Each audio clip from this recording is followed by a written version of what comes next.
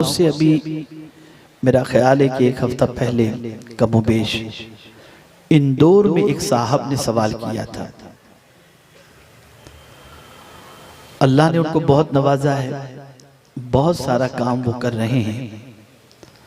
उन्होंने एक सवाल मुझसे ये किया कि हजरत मुझे कोई ऐसा काम बताइए जो मैं इस दुनिया में अपने जीते जी कर लूं और मरने के बाद कौम को उसका फायदा पहुंचे और कौम को राहत पहुंचे और उसके सबब से मुझे कब्र में भी राहत पहुंचे। आप में का हर शख्स ये सोचता है कि मैं अपने बच्चों के लिए मकान छोड़ करके मरूं, मैं अपने बच्चों के लिए दुकान छोड़ करके मरूं। लेकिन पूछने वाले के सवाल पर कुर्बान जाइए कि उसने ये सवाल पूछा कि मरने के बाद कौम को कोई फायदा पहुंच सके और नस्लें उससे इस्तेफादा कर सकें, ऐसा कोई काम बताइए। तो खुदा की कसम पैगंबर रहमत सल्लल्लाहु अलैहि वसल्लम का इरशाद मुझे याद आ गया और ऐसा ज़ाब्ता रसूल आज़म सल्लल्लाहु अलैहि वसल्लम ने अता फरमाया कि अगर हर मुसलमान मरने से पहले ये काम करके मरता तो आज दुनिया में, पूरी दुनिया में मुसलमान जहालत की वादियों में न होते, बल्कि हर मुसलमान तालीम याफ्ता होता, एजुकेटेड होता और हर मुसलमान दुनिया वालों को राहत का सामान फराहम करने वाला होता। आक़ाए करीम सल्लल्लाहु अलैहि वसल्लम का इरशाद हमेशा के लिए जहन में रखें। आप में से बहुत सारे जवान हैं, बहुत सारे ज़ईफ़ हैं, बहुत सारे पढ़े लिखे हैं, बहुत सारे अनपढ़ हैं, लेकिन आज आपको ये सबक यहाँ से याद करके जाना है और इस पर अमल करने की कोशिश करनी है। इंशाअल्लाह आने वाली नस्लें कभी आपको भूलेंगे नहीं और आपको खिराज पेश करती नजर आएंगी।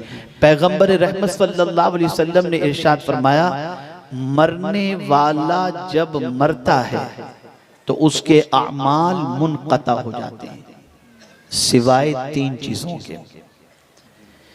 एक आदमी जब मरता है तो मरने के बाद अब कोई अमल वो नहीं कर सकता, अमाल का सिलसिला अब टूट गया।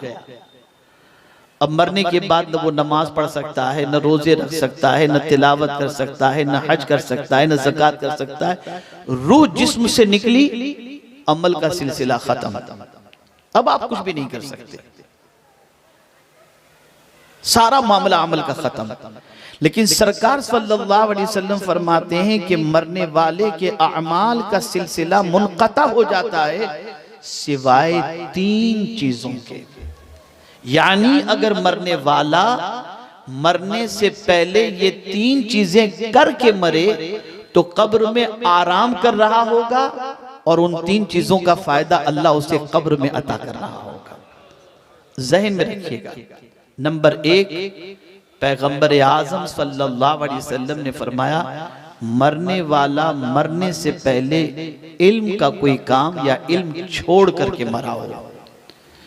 यानी एक इंसान मरने से पहले कुछ शागिर्द उसने तैयार कर लिए, कुछ इदारे उसने बना लिए, कुछ किताबें उसने लिख ली, कुछ दारुलूम उसने कायम कर लिए, कुछ स्कूल उसने कायम कर लिए। तो मरने वाला जब मर जाता है ये सारे काम करके तो वो कब्र में आराम कर रहा होगा और जितने लोग उसके छोड़े हुए इल्म से या इल्मी इदारों से फायदा उठा रहे होंगे उसका सवाब अल्लाह उसे कब्र में अता फरमाएगा।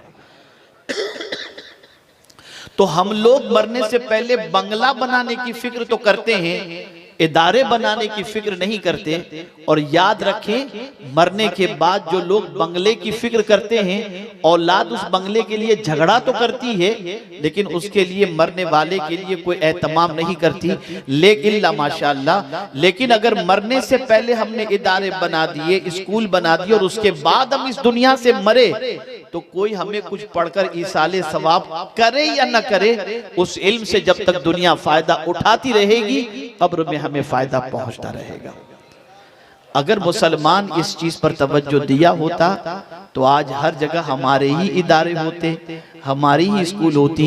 और याद रखें, गुज़िश्ता 700 साल से बल्कि 800 साल से रसूल आज़म के इस इरशाद से गफलत बरती गई, इसलिए ना आज हमारे स्कूल हैं, ना आज हमारे इदारे इतने शान वाले हैं जहां बच्चे जाकर के अपनी इल्मी तशनगी को बुझा सकें। आप 800 साल पीछे चले जाएं तो तन्हा बगदाद मुकद्दस के अंदर 32 यूनिवर्सिटीज थी जहां पर लोग अपनी इल्मी प्यास को बुझाने के लिए जाया करते थे। यह हदीस ज़हन के अंदर थी। दूसरी बात सरकार ने क्या फरमाई, एक तो इल्म के हवाले से, और दूसरी बात सरकार सल्लल्लाहु अलैहि वसल्लम ने ये फरमाई, मरने वाला मरने से पहले कोई सदक़े जारिया का काम करके मरता है। यानी उसने कोई हॉस्पिटल बना लिया, कोई कुआं खुदवा दिया, कोई मुसाफिर खाना बनवा दिया, जहां पर बल्कि यहां तक कि किसी ने एक दरख्त लगा दिया, मरने से पहले उसने दरख्त लगा दिया, तो मरने वाले को तो उस दरख्त से बज़ाहिर कोई फायदा नहीं होगा, लेकिन ये दरख्त जब तनावर हो जाएगा और लोग उसके साए में आराम करेंगे तो आराम से जो उसे राहत पहुंचेगी, दरख्त लगाने वाले को अल्लाह कब्र में उसका सवाब अता फरमाएगा। हमने इस पर भी तवज्जो नहीं दी। हमने अपनी दौलत का इस्तेमाल अपने ऐश के अंदर ताइजुशात के अंदर किया। नतीजतन न आज हमारे मुसाफिर खाने रह गए, न हमारे जो है वो हॉस्पिटल हैं, न हमारी तरफ से कोई ऐसा काम कुएं खुदवाने का हो रहा है जिससे दुनिया फायदा हासिल करे। तो मरने से पहले हमें चाहिए कि हम इल्मी काम करके मरें, मरने से पहले सदक़े जारिया का कोई काम करके मरें। और तीसरी चीज सरकार सल्लल्लाहु अलैहि वसल्लम ने ये फरमाई कि अगर किसी ने मरने से पहले नेक औलाद छोड़ी तो नेक औलाद जितनी भी नेकी करेगी उसका सवाब अल्लाह मरने वाले को अता फरमाएगा। मैं समझता हूँ जमीन के ऊपर की राहत का हमने बहुत कुछ कर लिया और अपने फायदे का हमने बहुत कुछ कर लिया। हमें जमीन के अंदर की राहत का इंतजाम करना है और अपने नहीं कौम के फायदे के बारे में गौर करना है। अगर हमने इस हदीस मुबारक को पेश नजर रखा और मरने से पहले हमने ये 3 काम अगर कर लिए तो इंशाअल्लाह दुनिया भी संवर जाएगी और आखिरत भी संवर जाएगी।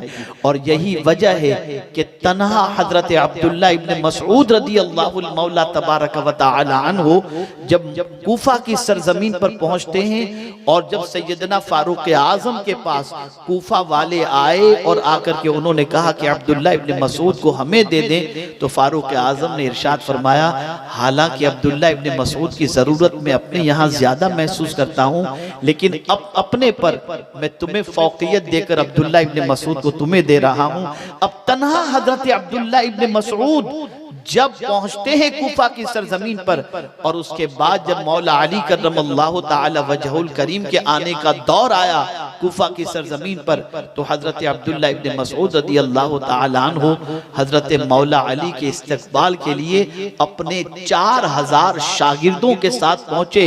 तो मौला अली ने बरजस्ता फरमाया, अब्दुल्ला तुमने तो पूरे कूफा को जो है वो इल्म से भर दिया। आप अंदाजा लगाएं, ये पोजीशन थी।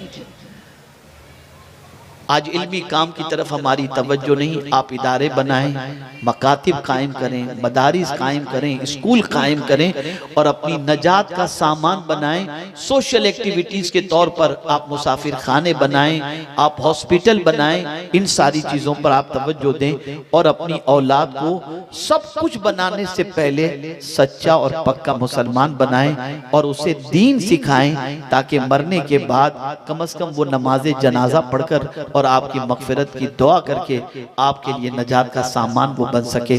आकाए करीम सल्लल्लाहु अलैहि वसल्लम इसलिए तशरीफ लाए कि हमारी दुनिया भी संवर जाए और हमारी आखिरत भी संवर जाए। तो मेरे प्यारे आका सल्लल्लाहु ताला अलैहि वसल्लम के प्यारे दीवानों, तफसीली खिताब तो आपने हजरत मौलाना सैयद अमीनुल कादरी साहब से समाअत फरमाया। मैं ये पैगाम सिर्फ आपके गोश गुजार कर रहा हूँ और उम्मीद करता हूँ कि आप में का कोई भी शख्स इस पैगाम पैगाम को दिलो दिमाग से ओझल होने न दे मरने से पहले। आज आप देखते होंगे बड़ी माजरत के साथ बहुत सारे ऐसे लोग हैं जिनके बाप दादा का इंतकाल हो गया, माँ बाप का इंतकाल हो गया, बहुत सारे हैं जिनके माँ बाप हयात हैं, अल्लाह उनकी उम्र में बरकतें अता फरमाए। लेकिन आप सच बताना जिनके माँ बाप इंतकाल कर चुके हैं, कितने बच्चे ऐसे हैं जो अपने माँ बाप की इसाले सवाब के लिए रोजाना मगफिरत की दुआ करते हो, कब्रिस्तान जाते हो, बाप की कब्र पर जाकर फातिहा पढ़ते हो, माँ की कब्र पर जाकर फातिहा पढ़ते हो, तो आप देखेंगे कि कोई ऐसा है इल्ला माशाअल्लाह, बहुत कम ऐसे मिलेंगे।